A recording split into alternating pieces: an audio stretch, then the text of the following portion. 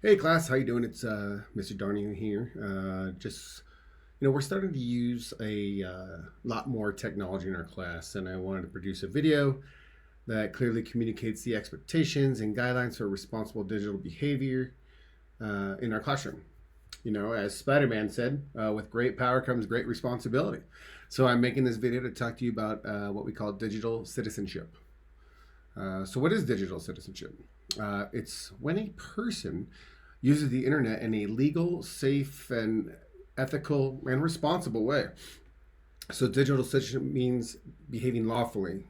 For example, it's a crime to hack, it's a crime to steal, it's a crime to illegally download or cause damage to other people's works, identities, or property online. Um, you know, uh, Digital citizenship also means protecting your privacy and managing your reputation. Also, thinking about how your online activities affect yourself and other people that you know, and the wider online community, actually. So, what I'm going to do is I'm going to share my screen. Here we go. As I put together little PowerPoints for us, and we'll go through it together. And obviously, I am always available for questions as well. So let's get started here. Okay, what is digital citizenship? Here's a quick video. Have you ever played an online video game? Yeah. Or posted a pic of your pet parrot? Or maybe you love watching dance videos? Yeah, me too. Well, if you nodded yes to any of these questions, then congratulations. You already know something about being a digital citizen. But what does it mean? Well, let's break it down. A digital citizen is someone who makes good choices in the online world. As an internet user, you're connected to everyone around the globe. I know, cool, right? But be mindful of what you share, because once it's out there, it's out of your control.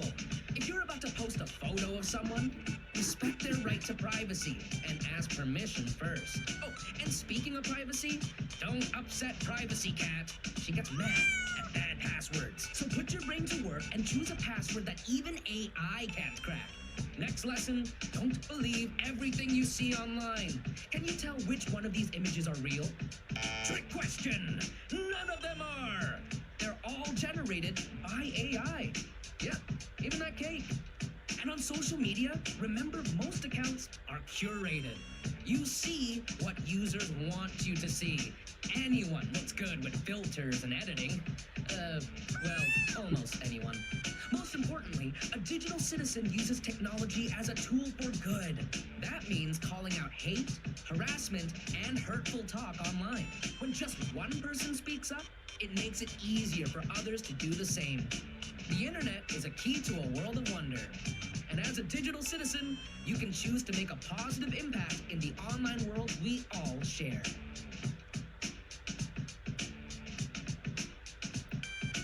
All right.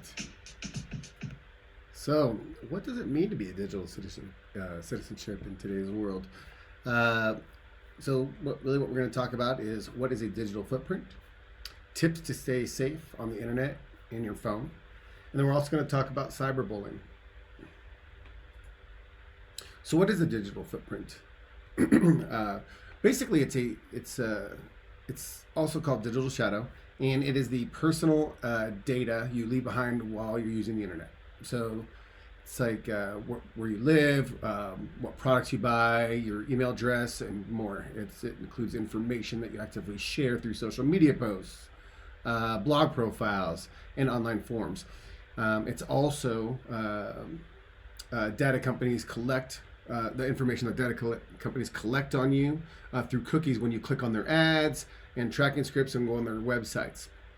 So your digital footprint is the trail of information that you leave behind when you use the internet. So it is important to remember that once you post something, it is online forever. Someone can screenshot and share your post within seconds. So deleting something online does not mean it disappears. It is saved on the server. And this is why it's important to think before you post. Let's see. So as you can see here, digital footprint, it can be social media, phone safety, online etiquette, clickbait, phishing, catfishing, fake news, cyberbullying, privacy and security. So what apps do you use on the internet to communicate? The internet can be fun and it's exciting, yet it's also a scary place because social media, it's only been around since around the early 2000s. And so we still don't fully understand the impact that it can have on kids these days. Social media plays a big role in teenagers' lives today. I'm sure all of you are on Snapchat, Facebook, Instagram, Twitter, TikTok. And with the rise of these platforms, a lot of times teenagers are constantly connected to their peers and the world around them. These platforms provide a space for teens like you guys to share your thoughts, your feelings, and experiences in real time. But there's a flip side to this, so it can also be risky for you. The first thing we'll talk about is phone safety. So cell phones are designed and built to operate as an extension of an internet connected of a personal computer. They are more than just a telephone. They allow you guys to surf on the web, send instant messages, receive emails, connect to social media sites. And the social media apps allow the user to connect with people and to send and receive information. Text messages allow the user to send and receive brief messages that would normally be done through a traditional phone, as well as you can receive and send messages and other postings and so forth. So for phone safety, use a passcode on your phone. Keep your phone with you at all times. Check what data your apps might be using. Be careful who you add or talk to, and think before you share or save something. Next, we have online etiquette. Some people nickname it netiquette. And this refers to a set of rules for acceptable online behavior. If you wouldn't say something in real life, don't do it online either. Be respectful. Protect your private information. Skip the negativity. Think twice before clicking send. Keep the audience in mind. Know your audience when you're saying something or posting something or texting something. You might accidentally text something to a group chat that's inappropriate that was meant for a single person. So just be cognizant of your audience, and also be forgiving other people's mistakes. We're all human. Next, we have clickbait. So clickbait is a form of content designed to gather clicks on the search engine results page. Basically, what it does is companies attempt to generate traffic onto their websites, onto their blogs, and often relying on some sensationalist or crazy headline to attract attention. And once you click on it, the reader will be directed to the website, whether it's you, whether it's someone else, and that allows cyber criminals to seize your account and steal personal data. Clickbait can cause viruses and malwares. It can cause identity theft and fraud, deception and misinformation. So you have to be careful on what you're clicking on. Also, we have phishing. Victim receives an email that looks legit from a reputable company or a website, and then once you open the email or link, the user's computer is attacked by malware. And it begins searching and extracting your personal information, such as usernames, passwords, account information, banking information. Essentially, you're being defrauded out of all your personal information without knowing it until at a later time. And this can be something simple like, for instance, King Supers. You can say kingsupers.com, but you didn't see that they put a third O in supers. So they can be very tricky. And then, that could be potential, fake website that they get you to go fishing on.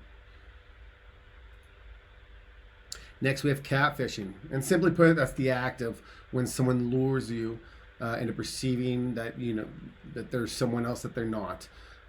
So, for instance, an example would be like an older person pretending to be younger and trying to befriend a younger person.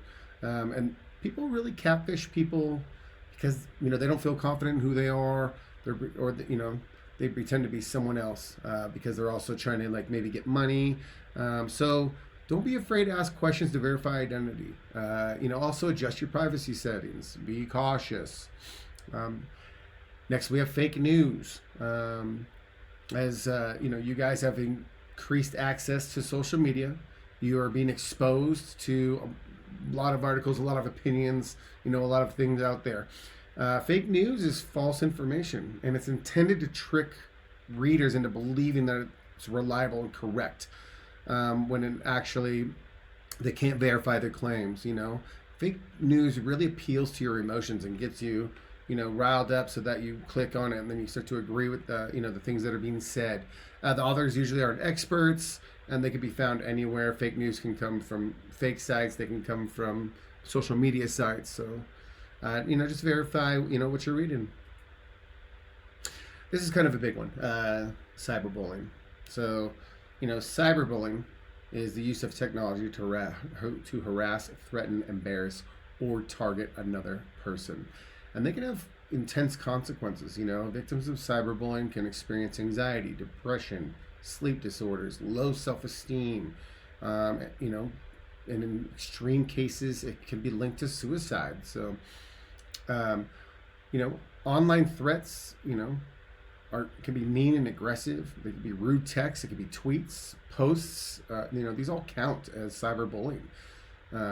So does posting personal information or pictures or videos designed to hurt or embarrass someone else. That's cyberbullying. And online bullying can be particularly damaging and upsetting because it's usually anonymous and hard to trace. So you don't know where it's coming from. All you know is that you're being hurt. It's also very hard to control. And the person being victimized has no idea how many people have seen this or, seen the message or seen the post, and they feel like they can't get this down, off the internet. And also people can be tormented nonstop whenever they check their device or their computer. And we know how addicting having your phone is in your hand, so people are constantly checking. So cyber bullying has increased with the use of social media. Some identifying the different roles in cyberbullying situations can also help you to help your peers, develop a self-awareness and sense of empathy. There's going to be the cyberbully, and that's the aggressor who's using digital media tools, internet, cell phone to deliberately upset or harass somebody. Then there's the target. The target is the person who's being cyberbullied. And then there are bystanders, and those are the guys that, the kids, that you guys are aware that something cruel is going on, but you kind of stay on the sidelines, either because you're indifferent or because you're afraid of being socially isolated, or maybe you're actually being afraid, you're afraid of becoming a target yourself.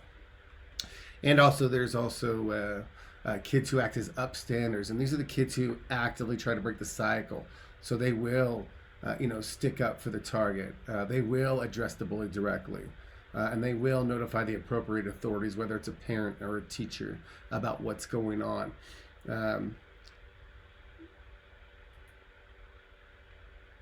So what can you do if you're being cyberbullied?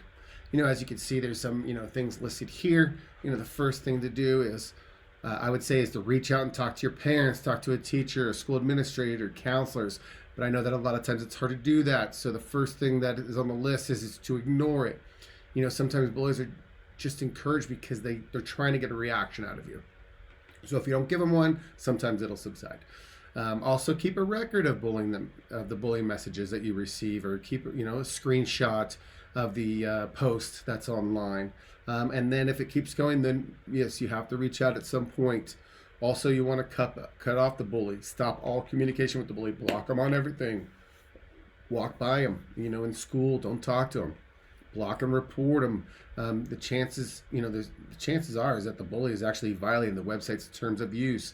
So you can report the bully to Instagram, to Facebook, to TikTok, to the website admin, and get them kicked off the platform. Actually, don't bully back. Do not bully back, because then you're doing just exactly to them what they were doing to you. And also make sure all your accounts are private, so you know exactly who is on your page. Make sure to verify identity. Make sure to ask those questions so that you know exactly who is on your page. And also, if you see something, say something. There's also some resources listed here. We have the National Suicide Prevention Lifeline. You can simply call 988 and hit talk or hit dial, and it'll you'll be able to talk to somebody. There's also a local Colorado crisis and support line, which you can call as well. And also there is a Safe to Tell in Colorado, where there's a phone number listed there.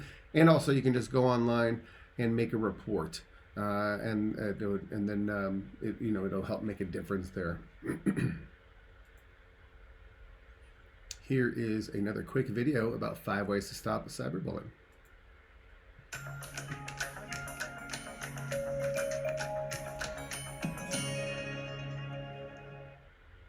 Cyberbullying, whether it's done online or over a cell phone, can take families by surprise. But if your kids are texting, sharing photos, and posting comments, it's important to have a conversation with them about what to do if they become a target of online harassment. Here are 5 tips to share with your kids about dealing with cyberbullies. First, don't respond or retaliate. If you're angry or hurt, you might say things you'll regret later. Plus, retaliation only prolongs the problem and doesn't solve it. Second, block the bully. Block phone numbers, screen names, and email addresses, and remove the person from your buddy or friends list. Third, save the evidence. Print out or take screenshots of abusive messages and keep them as proof. Fourth, report it. Most websites have rules against cyberbullying. You can usually find information on how to report abuse in the site's community guidelines. And finally, tell a trusted adult. Telling a teacher or a parent isn't tattling, it's standing up for yourself. And even if the bullying occurs online, your school probably has rules against it. For more cyberbullying prevention tips and advice, visit us at commonsense.org. Okay, so then there's privacy and security. And they're the same, but they're different. Privacy refers to your rights about who's allowed to track your personal information and browsing history. An example is when you would download a new app and it asks you to accept their privacy policy. This means that you're giving them permission, the company, to gather and use and disclose your data. So many apps also gather your internet search history, your call logs, your location. And then security refers to the rights about how your personal information is protected. So we all leave that digital footprint whenever we use the internet, and your personal information is located in many places and can be subjected to data breaches. So remember, do not share, post, and give out personal information, name, address, phone numbers. Don't respond to unsolicited emails or messages. Never send out a picture of yourself to someone that you do not know or trust. There's some basic rules here. So on this last slide, basically, just remember to be a good digital citizen. These are obviously things that we're going to be working on throughout the class as we are utilizing, our Chromebooks and, specific apps when we're using these digital resources. So make sure you be respectful and expect respect back. Protect your reputation, protect your privacy, think critically, okay? And that's pretty much the slideshow for right now. And like I said, obviously, stop sharing here. Obviously, I'm also going to be around, if you have questions, and feel free to also always raise your hand. You also have my email, where my classroom is. You're always more than welcome to come and talk to me if necessary. So have a good day, and I will see you in class. All right, bye.